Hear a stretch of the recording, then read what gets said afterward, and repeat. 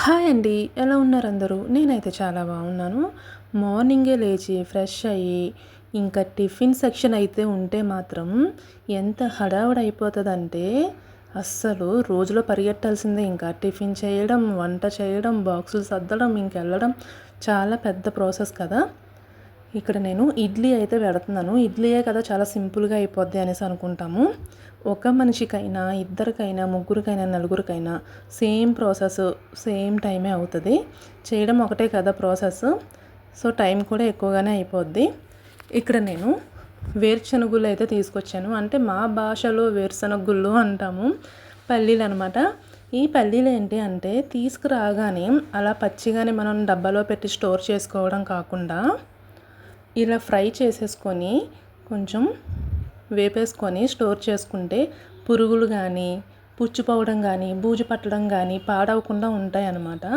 అందుకే పచ్చిగా పెట్టకూడదు. కొంచెం మనం ఓపిక తెచ్చుకొని ఈ పల్లీల్ని ఫ్రై చేసేసుకొని కాస్త కూల్ అయ్యే వరకు ఉంచుకున్నాక తర్వాత ఒక బాక్స్లో స్టోర్ చేసుకుంటే చాలా రోజులు మనకి స్టోర్ అవుతాయి. కొంచెం చిన్న మంట మీద పెట్టి ఫ్రై చేసుకోవాలి. పెద్ద మంట మీద పెట్టాము అంటే సేమ్ ఎలగొద్దులాగే ఉంటాయి అంటున్నానని కాదు, నిజంగానే అలానే ఉంటాయి. సైజు కూడా సేమ్ అంతే కదా, అందుకే అన్నాను.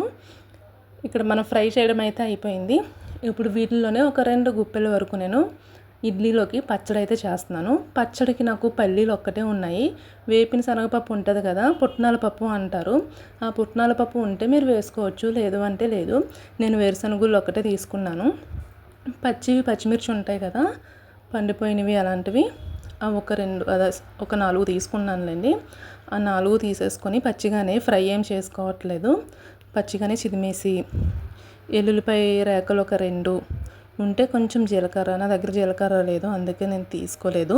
సాల్ట్ కొంచెం పంచదార, అంటే స్పూన్లో హాఫ్ ఉంటుంది కదా, హాఫ్ స్పూన్లోని హాఫ్ పంచదార యాడ్ చేయండి. చట్నీ టేస్ట్ సూపర్ ఉంటుంది. ఒక్కసారి ట్రై చేయండి. ఇదన్నీ సూపర్ ఉంటుంది. అన్నీ సోదిమోహంది అనేసి అనుకోవద్దు. ఒకసారి ట్రై చేసి చూడండి, బాగోపోతే కామెంట్ చేయండి. ఓకే, మన పచ్చడి అయితే అయిపోయింది. ఇప్పుడు ఇడ్లీలు అనమాట. ఇడ్లీలు ఏంటి అంటే మనం దోశలకి కానీ ఇడ్లీలకి కానీ పిండి రుబ్బుకుంటాం కదా, పిండి రుబ్బుకున్నప్పుడు ఒక గిన్నెలో వేసి మనం స్టోర్ చేసుకుంటాం కదా, ఆ స్టోర్ చేసుకున్న ప్రాసెస్లోని అంటే పిండి అంతా గిన్నెలో వేసేసుకున్నాక పిండి మీదన తమలపాకు పెట్టి స్టోర్ చేసుకుంటే 4 days అయినా పుల్లగా ఉండదు. ఇప్పుడు ఎండాకాలం ఒకటి కదా, పిండి వెంటనే పులిసిపోద్ది. అందుకే ఒక్కసారి ఈ చిట్కా ట్రై చేసి చూడండి, చాలా బాగుంటుంది, బాగా వర్క్ అవుతుంది. నేను ఈ పిండి రుబ్బి 4 days అయింది. 4 days తర్వాత కూడా నేను ఇప్పటికీ ఇడ్లీ పెట్టుకుంటున్నాను అంటే మీరే ఆలోచించండి. బాగుంటుంది, పుల్లగా అయితే ఏముండదు. ఈ చిన్న ఇడ్లీ రేకుల్లోని నేను ఇడ్లీ అయితే పెట్టేసుకుంటున్నాను. ఈ ఇడ్లీ రేకులు నేను మీషోలో అయితే ఆర్డర్ పెట్టా. అవి చూసినప్పుడు ఏంటి అంటే కొంచెం పెద్దగా అనిపించాయి. మన దగ్గరకు వచ్చేసరికి చాలా చిన్నగా ఉన్నాయి.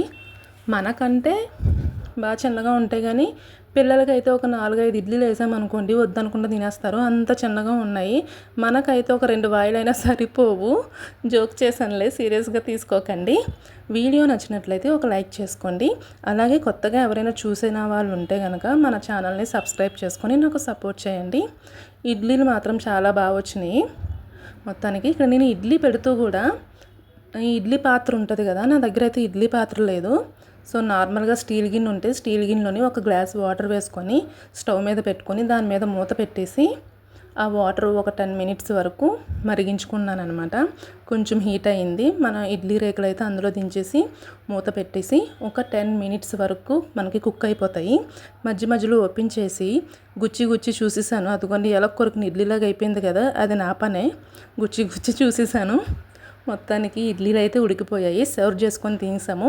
వీడియో నచ్చితే లైక్ చేసుకోండి.